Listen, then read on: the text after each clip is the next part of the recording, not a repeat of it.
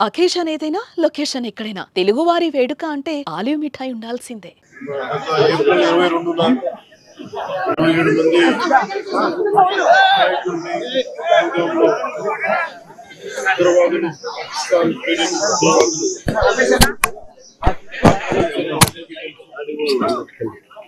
పర్యవసానం భారతదేశం పాకిస్తాన్ కి అండగా ఉన్న ఈ టెర్రరిస్ట్ క్యాంపుల మీద దాడులు చేయడం, స్ట్రైక్స్ చేయడం జరిగింది. వారి ఉగ్రవాద శిబిరాలని ధ్వంసం చేయడం జరిగింది. దానికి కంటిన్యూటీగా యాక్షన్ పాకిస్తాన్ కూడా మనకి కాల్పులు జరపడం, వీటి సరిహద్దుల్లో ముఖ్యంగా 5 రాష్ట్రాల్లో చాలా తీవ్ర చాలా ఉద్విగ్నతతో కూడిన పరిస్థితులు ఏర్పడ్డాయి. ఆ క్రమంలో మన ఆంధ్రప్రదేశ్ కు సంబంధించిన మురళీ నాయక్ కూడా అగ్నివీర్ గా 2 సంవత్సరాలు 22లో వెలుగు పెట్టి తల్లిదండ్రులతో మాట్లాడుతూ ఉంటే ఒకటే చెప్పాను, నేను దేశం కోసమే పుట్టాను, దేశం కోసమే చనిపోతాను అనేది పదే చెప్తా ఉన్నాడు. ఎందుకు నాయన మనకు ఆ ఉద్యోగాలను అంటున్నా కానీ లేదమ్మా, నాకు రైల్వే ఉద్యోగం వచ్చినా రైల్వే ఉద్యోగానికి పోలేదు, కేవలం దేశం కోసం పనిచేస్తాను, నేను దేశం కోసం చచ్చిపోతాను అన్న కమిట్మెంట్ ఉన్న వ్యక్తి. కానీ దురదృష్టవశాత్తు చాలా చిన్న వయసులో 23 ఏళ్ల వయసులో తన ప్రాణాలని కోల్పోవాల్సి వచ్చింది. పదే మొన్న కూడా ఏం చెప్పారంటే, నిజంగా ఉగ్రవాదుల తోటాలు గాని సరిహద్దుల యుద్ధాలు కనుక జరిగితే దాని పర్యావసనం, దాని ప్రాణాలు మొత్తం సమస్త భారతంలో కనిపిస్తూనే ఉంటాయి, దాని ఎక్కువ అవుతూనే ఉంటాయి. దానికి ఒక బలమైన ఉదాహరణ మురళీ నాయక్ గారి మరణం. చాలా బాధ కలిగించింది. 23 ఏళ్ళ చిన్న వయసు. మన ఎవరు భారతదేశంలో ఎవరు యుద్ధం కావాలని కోరుకోలేదు. మనల్ని సంరక్షించుకోవడంలో మన యుద్ధం చేయని పరిస్థితులు, తప్పక పరిస్థితులు.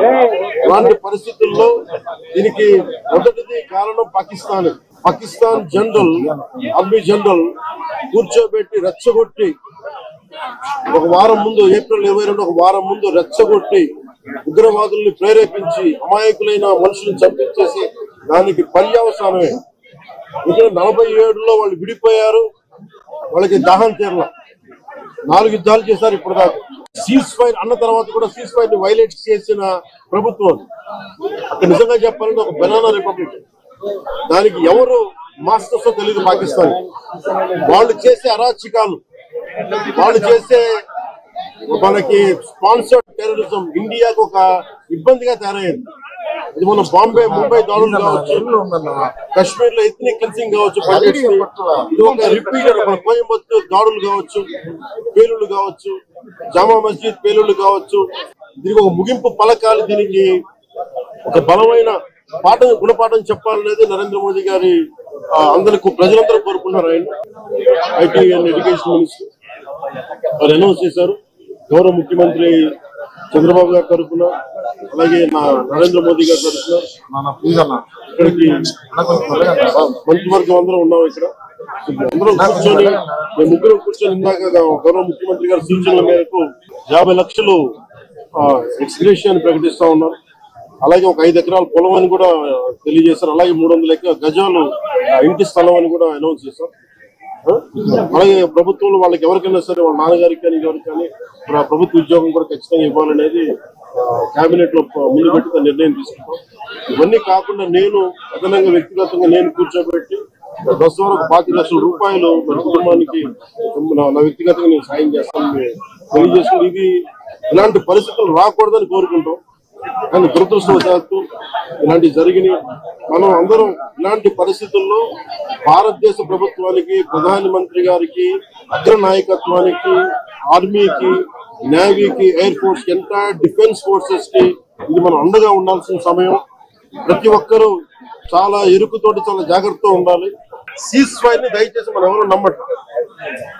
సీజ్ ఫైర్ శాంతికి ఒప్పందం కాదు. వాళ్ళు ప్రత్యేక పరిస్థితుల్లో లొంగిపోయి ఇంక మా పాకిస్తాన్ బతకలేదు అని చెప్పి కాళ్ల బేరానికి వచ్చిన 3 గంటల్లోనే మళ్ళీ సీజ్ ఫైర్ ని వైలేట్ చేశారు. దేశానికి, దేశ నాయకులకి, ఆర్మీకి, నేవీకి, ఎయిర్ ఫోర్స్ కి, ఎంటైర్ డిఫెన్స్ ఫోర్సెస్ కి మనం బలం ఇవ్వాల్సిన సమయం.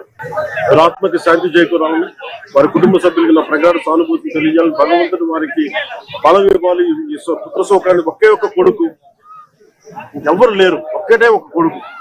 ఒక్క కొడుకుని కూడా చిన్న పట్టుమని 23 ఏళ్ళు కూడా 25 ఏళ్ళు కూడా లేదు, 23 ఏళ్ళ వయసులో చనిపోయాడు దేశం కోసం. చాలా చాలా చాలా బాధగా ఉంది. కుటుంబానికి అండగా ఉంటుంది. దేశ సహాయం కాకుండా మా 3 పార్టీల నుంచి కూడా వాడికి ఏ సహాయం కావాలో మా నాయకులు ఇప్పుడు అందుబాటులో ఉంటారు. మా గౌరవ మంత్రివర్గ సహచరులు ఉన్నారు, ఎమ్మెల్యేస్ ఉన్నారు, అన్ని పార్టీస్ అందరూ వాడికి అండగా ఉంటామని తెలియజేస్తూ జై.